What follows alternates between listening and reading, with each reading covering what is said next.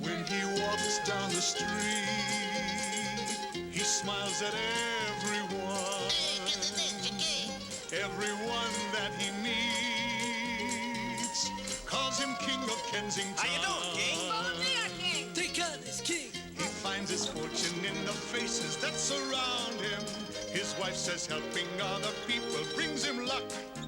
But then his mother tells a slightly different story. He's the only king around without a buck. He's a man among men, the people's champion. And when destiny calls him, I'm sorry, that line is still busy. he's king of Kensington.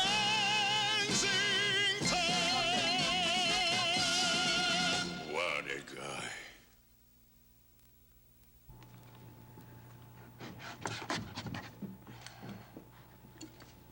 Oh, that cake looks terrific. What are those? Little sandwiches. I know that, but what kind? Tuna and dill.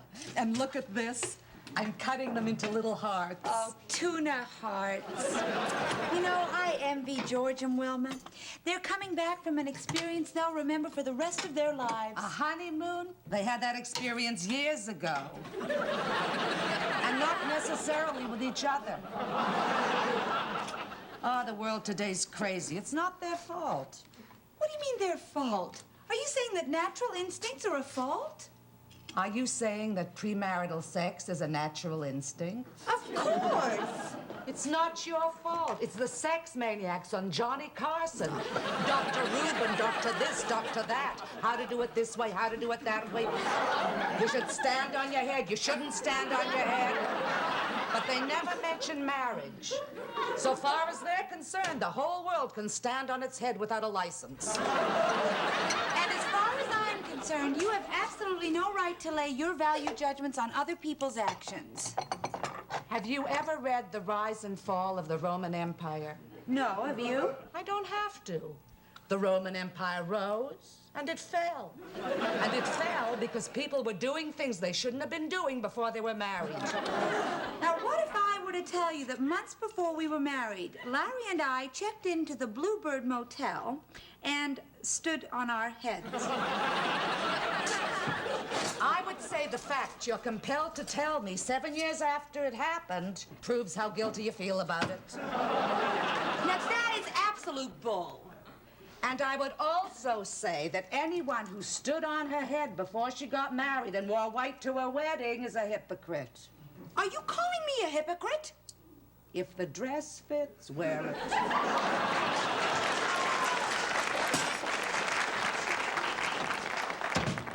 George and Wilma here yet? No. You get the dip?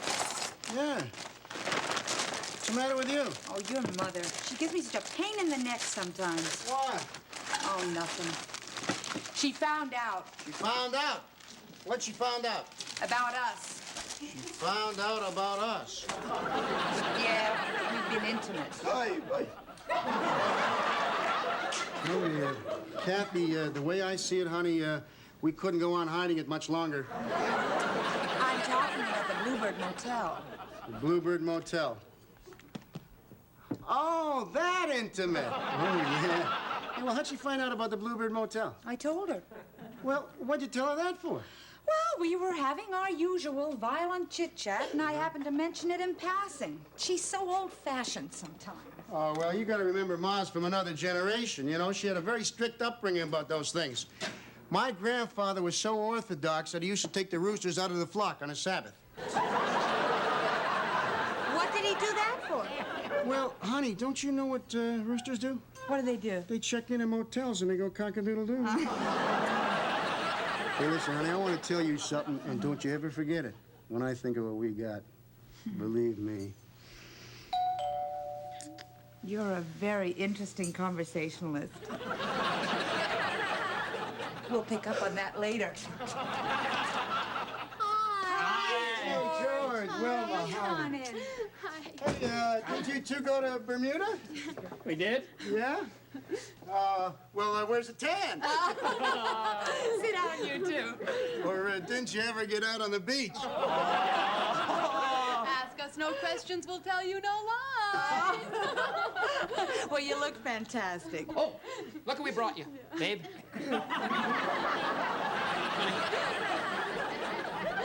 Pink sand from Bermuda. Hey, that's just what we wanted, right? And it proves that you actually got out on the beach. Once or twice, once or twice. Gladys. Good to see you. Gladys.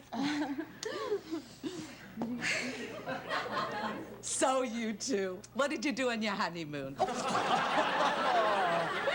us no questions, we'll tell you no lies. You must be starved. What? Mom made some sandwiches. It's shaped like little hearts. Do you feel like a beer, George? You want to know what I feel like? Ask Wilma. Ask me no questions, I'll tell you no lies. Come on, Roma, you can give me a hand. Wilma,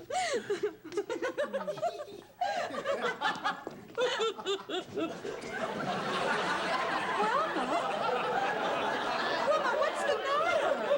Wilma, what is it? Nothing. It's all right. I'm sorry. Wilma, why are you crying like that? Did we say something? Wilma, don't cry. Here, have a heart-shaped tuna.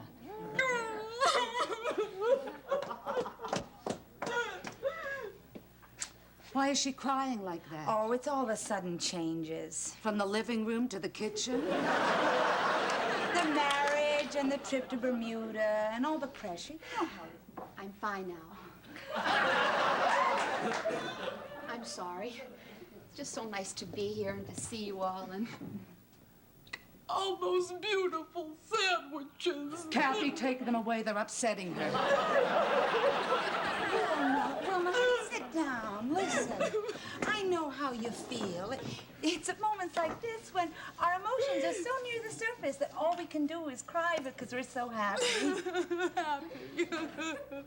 Happy. Wilma, you are crying because you're happy. Wilma, are you crying because you're happy? Ask me no questions, I'll tell you no lies. What is it? Tell us, what's the matter? What is it?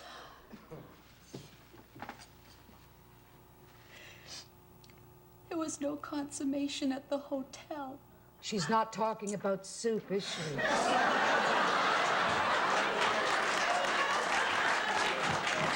You mean that you and George have never... Never. Then you're still a... I haven't been a vet since my first high school harvest ball. Well, it's not her fault. Where's the bear? Oh, Kathy, he won't come near me. He never came near me. Why did you marry him? So he'd come near me. Wilma, George has a problem.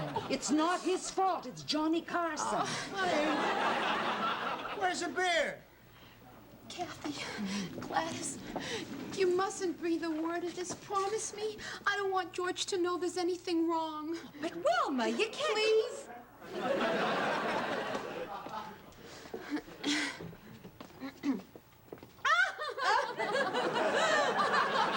Hey, how's my baby? Oh, Ma's getting the beer.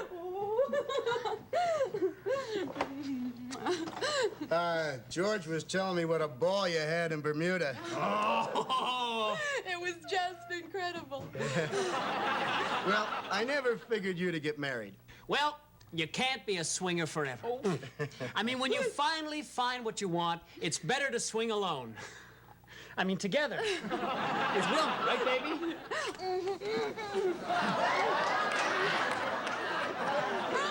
Later, baby. Hey, there's the beer. You know, Georgie, Wilma, I gotta say it. I know I'm looking at two people, but I also know... Hey, listen, if this sounds a little old-fashioned, you gotta excuse me, but I know that through the holy bonds of matrimony, what I'm really looking at is one person. Right. One person.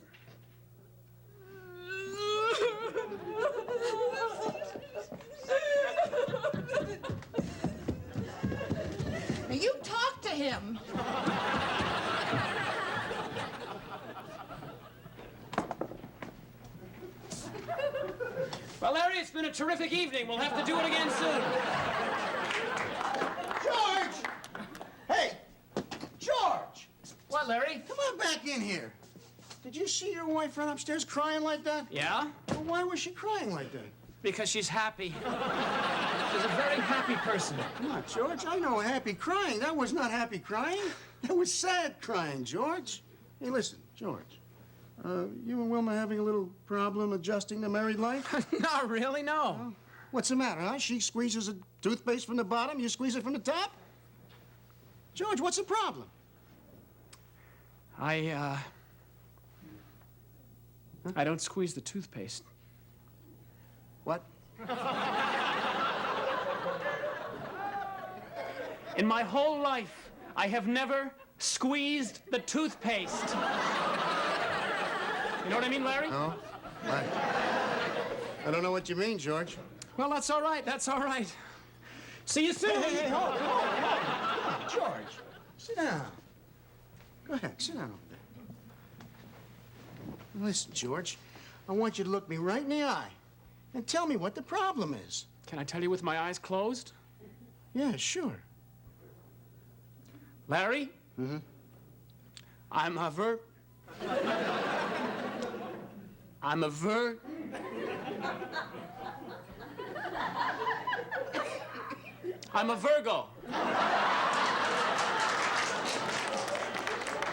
A Virgo? Yeah, September the 17th.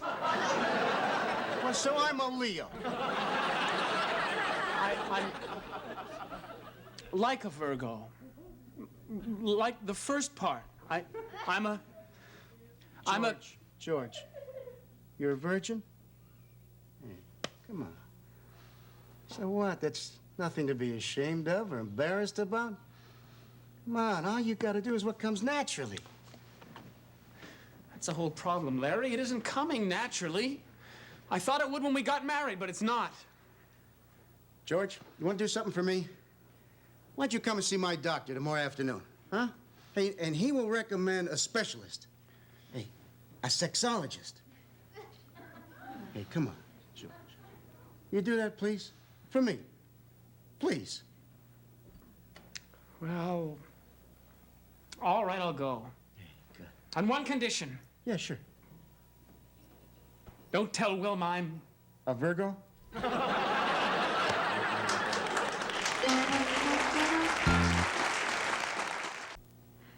No, Wilma, George isn't here.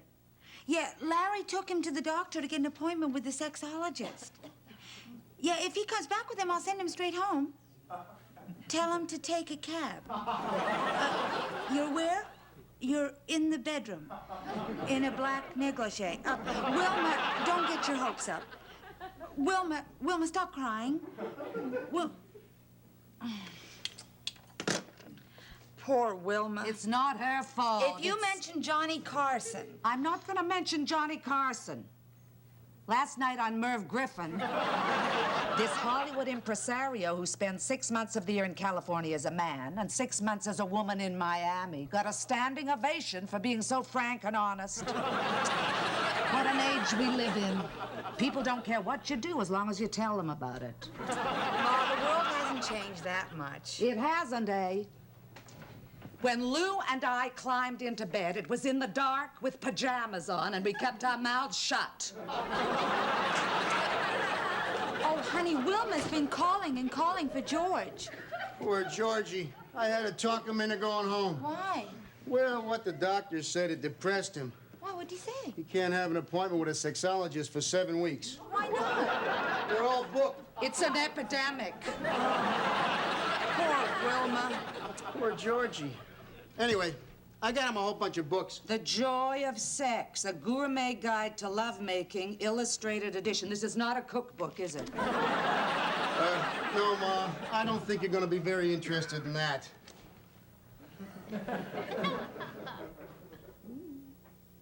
Where did you get this? At the library. Ma, you're not interested in all that stuff.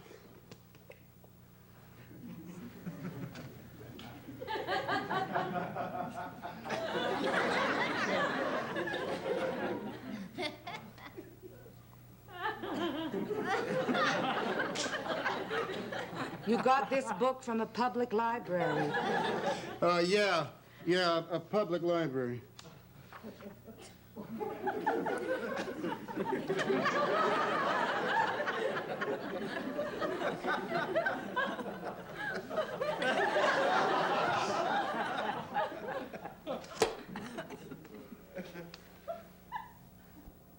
Thank God you kept your pajamas on.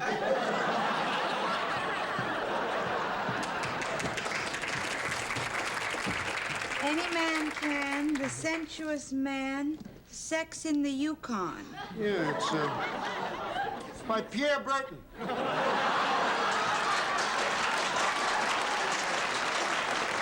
You got these books for George, eh? Yeah, but he didn't want to take them home. Why not? He was afraid they would excite Wilma. Poor Wilma. Anyway, I'm going to come up with an answer for Georgie's problems in less than 7 weeks. Well, when you've finished reading all those books, I'd like to see you alone for a couple of hours. Yeah? That's what the librarian said.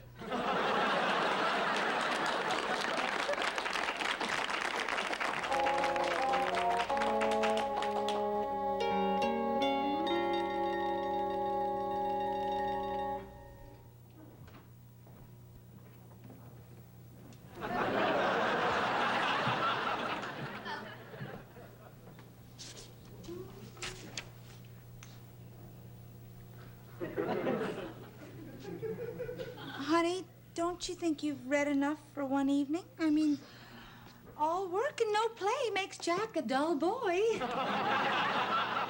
This book is not for Georgie. Why not? Well, it tells you how to. It doesn't tell you why you can't. Kathy, you know what I'm thinking? I hope so.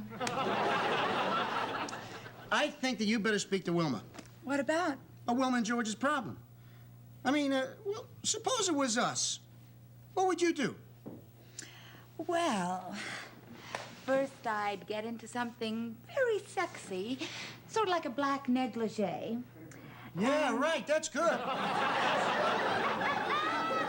Then I'd sit on your lap. Uh-huh. And I'd tickle the hair on your chest, sort of like this. Honey, don't tell Wilma to do that. What? The, pulling the hair on the chest, don't tell her that. Why? Well, you know, honey, I wouldn't tell you this unless, you know, I was afraid that maybe you would tell Wilma. What? Well, the pulling the hair on the chest, it's not, fantastic. Oh, really? No, I don't really like it all that much. You don't like it? No. As a matter of fact, it turns me off. Honey, look, I didn't mean to hurt your feelings, but, you know, if you're going to tell something to Wilma, you got to tell her something that's going to have the desired effect. You know what I mean, eh, Kathy? I know what you mean, Larry. For 7 years, I've been doing something to turn you on that turns you off. Well, it doesn't really turn me off, and, you know, you do some other things that are really fantastic. Since we're playing this little game of true confessions, don't ever tell George to blow in Wilma's ear. What? I find your blowing in my ear deafening. And on several occasions, I've had a very distinct earache. Oh, yeah? Well, huh, look at this. What about this, eh? It says right here, look. It says here that the ear is definitely an underrated erogenous zone susceptible to gentle blowing. Well, you can blow in your book and sleep on the couch.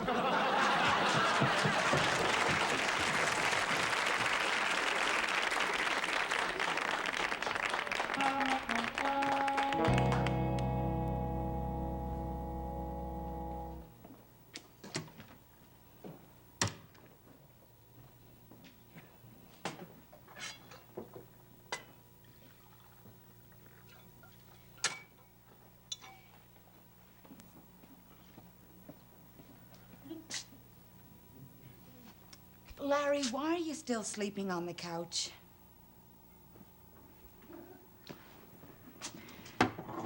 Larry, look, I've had it. I already apologized for what I said about my ears that might have hurt your feelings. You didn't hurt my feelings. Well, then why are you sleeping alone on the couch instead of in our bed? I'm worried about something, that's all. What about, honey? Nothing. It's, nothing. Nothing at all. It's got nothing to do with you, even. Larry, you've had nothing to do with me for 3 nights. Where are you going? Huh? Oh, I'm going to the library. I got to pick up a book. Larry, what is the problem? What kind of problem? Doorbell. Hi. How are you? Hello, Wilma. Hey, Wilma, how are you? Fine. I can truthfully say I am finer than I've ever been before. Well, we've got to get back to the apartment. Oh, hey, No, we were just out for a little break. I mean, a little breath of fresh air. Thanks a lot. Honey, why don't you show Wilma the new, why don't you show her something that's new in the kitchen? Come on. I'll show you a new potato. So, George, what? What? What happened? Larry, I told Wilma the truth, that I was a Virgo. And Larry, she took me by the hand and led me into our bedroom. And then she turned down the lights and she took me into her arms and she gazed into my eyes. And then she tickled a hair on my chest. And I'm not a Virgo anymore. It's really great, George. Tell me, what about that appointment with the sexologist? Oh, yeah, I'll have to cancel that. Yeah, when was it for? February the 8th. February the 8th. Yeah, okay, I'll tell you what, I'll cancel that for you. Happy. Very happy. Listen, you don't have to run, you know, you two. You could maybe watch TV with us. We'll send up for a pizza, huh? I mean, what's the hurry? Ask us no questions. And we'll tell you no lies.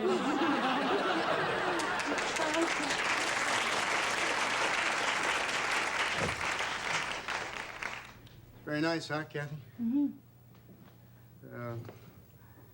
George solved his problem by telling Wilma the truth. It's nice, huh? Mm-hmm. Very nice.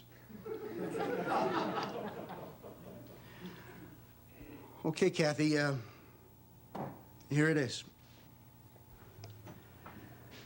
I spent the past 3 nights reading all those books, and, you know, now I feel like a concert pianist in the middle of a Beethoven sonata who starts to think about his fingers and I can't play anymore.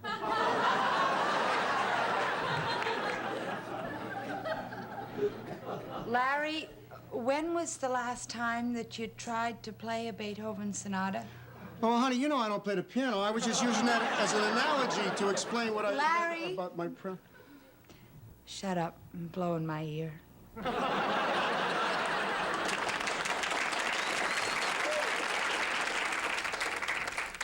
Kids, I said you'll be late for work! Well, Lou, what can you do? It's not their fault.